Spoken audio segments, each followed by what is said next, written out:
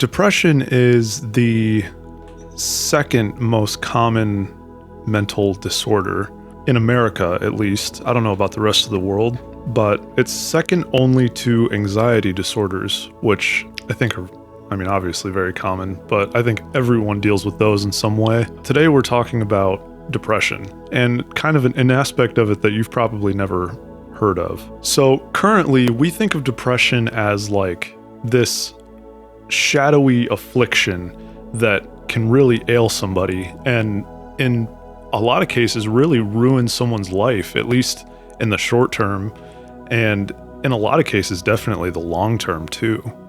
The sort of the personal demonizing that these struggles have gone through has kind of made people feel ashamed. I think the current thought process in a personal sense, I don't really know, I don't think in a societal sense, but in a personal sense, it's like a shameful thing to be depressed. If someone is depressed, they might struggle to go to work, struggle to get up in the morning, stuff like that.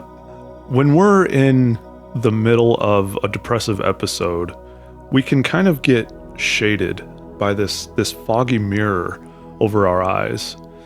And it makes it very hard to see the truth. It makes it hard to see what is actually going on.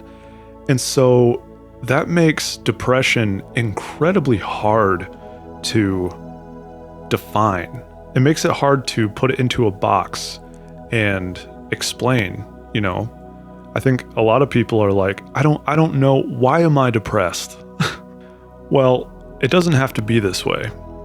If you've ever been to a funeral of like a close friend or a family member, someone that was really, really close to you and important to you, you might have noticed this feeling that's like, I feel like I need to laugh, like why I feel like I need to like LOL ATM at the moment for anyone over the age of 29.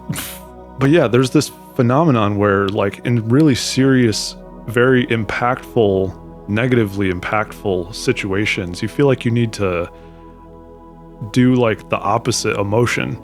And this is actually, it might seem kind of like inappropriate, or insensitive to do it, but it's completely normal. And that is because this is a kind of short-term function of the brain that is like, there's way too much going on and we're up here and I need to be down here.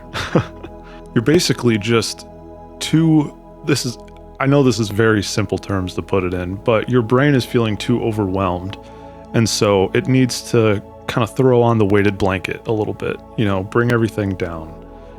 And that is a context that I don't think many people have ever thought of depression in, sort of like a survival tactic. And this is true.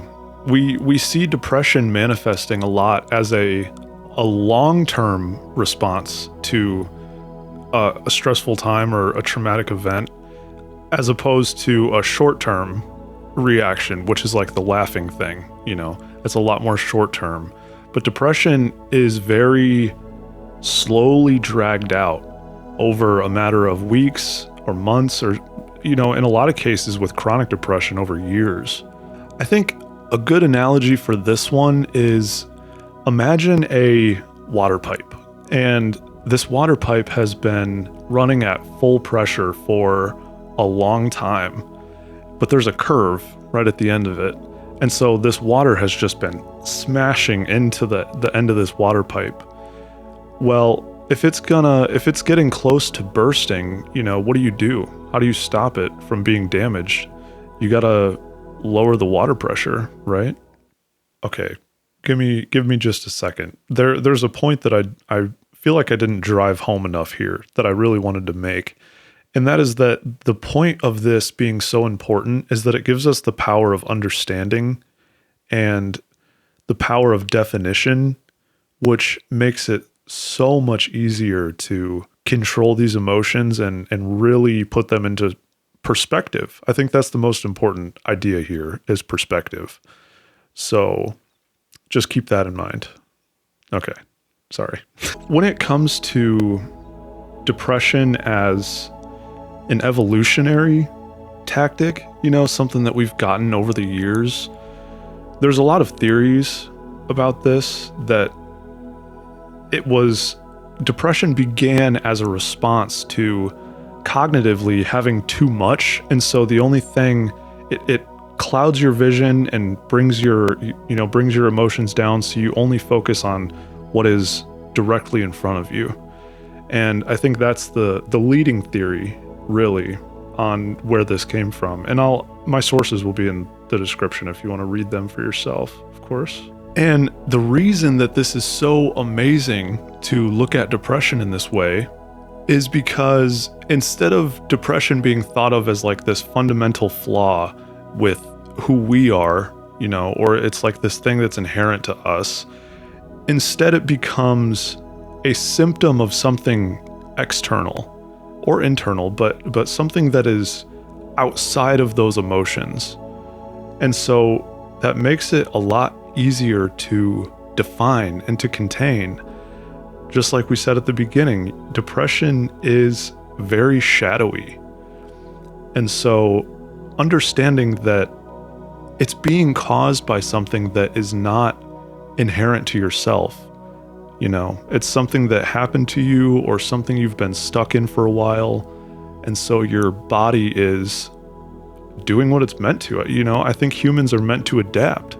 Now, as with all good things, there is a caveat, and that is that how you say that word? That sounds wrong. There is a caveat, and that is that, of course, there's still clinical depression and severe depression, which are two different things, but those are a more inherent issue, and that's a completely different monster. I think today we're just covering the common depression, So how do we wrap this up nicely? How do we summarize this in a functional sense, which I've said on this channel before. I like to be functional about these types of things. If you clicked on this video, I am assuming that you have dealt with depression in the past, or in the now, or in the later. Hopefully not. But think about this. Is there anything that I'm stuck in that has been constantly, overclocking my systems for a long time? Am I keeping myself in a stress that I don't need to? Try to identify what around you is the source of pain. There could be multiple, but your body is reacting to something. Your brain is doing its thing. And I think the first step to understanding how to solve depression is understanding what's causing it.